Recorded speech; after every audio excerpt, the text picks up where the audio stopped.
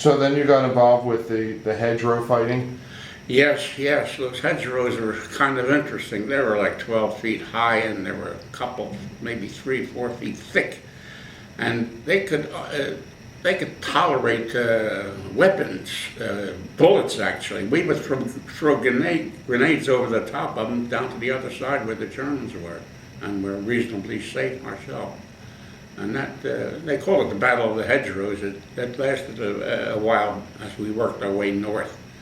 We wound up, the last town in Belgium was Verviers, and that was right near the Siegfried line. We crossed over the Siegfried line and came to the town of Aachen, A-A-C-H-E-N. That was the first German town that we liberated. And we worked northward, up across the Ruhr River into Durham, and we cleaned up Cologne. We went in after the mammoth bombing missions of 1,000 planes. So as a medic, I'm assuming that you were not armed? That's correct. Under the Geneva Convention, medics were not supposed to carry weapons. So how did you feel about that?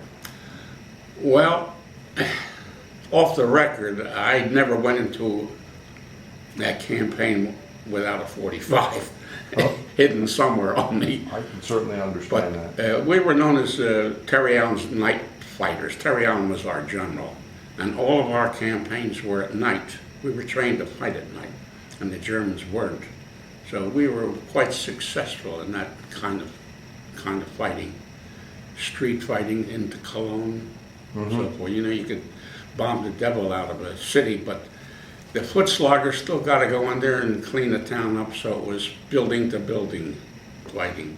So did you find yourself in positions where you personally were under fire trying to administer to injured guys? Very often, very often. In fact, the combat medics were the first guys to get sick when they were injured or killed. Yeah, we saw a lot of combat. I still have nightmares. Is that right? After 70 years. So, so guys that were injured or even guys that were killed, I mean, were you involved with like trying to bring these guys back in or? Well, I'd administer first aid right then and there, and then the next move was to call the litter bearers. They would come put them on a stretcher or a litter, and they would evacuate them to the rear, right? So you mentioned Aachen. I know Aachen was involved in Operation Market Garden. Were you involved with Market Garden, or No. this was just continuation? No, we just that was a stepping stone to go further. One of our biggest campaigns was in Eschweiler, which was on the Ruhr River and right across the town of Durham, and that was on February 23rd, 1945 at 0300 hours.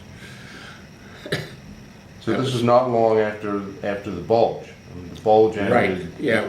at the end of December. Yeah, 44. December, yeah, we were on the fringe of the bulge. We didn't actually participate in those. Well, the biggest campaigns were around Bastogne, Malmedy, and France, where they were pushed back. Yeah, December 13th or somewhere in there.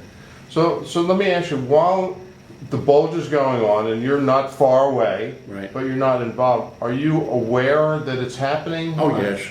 Oh, yeah, we were preparing for combat for the bulge, but they didn't come up that far north.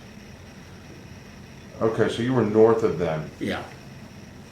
So going into Germany, how different was it coming out of Belgium and going into Germany? You know, combat is combat, no matter where you are. And as far as the only difference between France and Germany, I didn't see any hedgerows in Germany.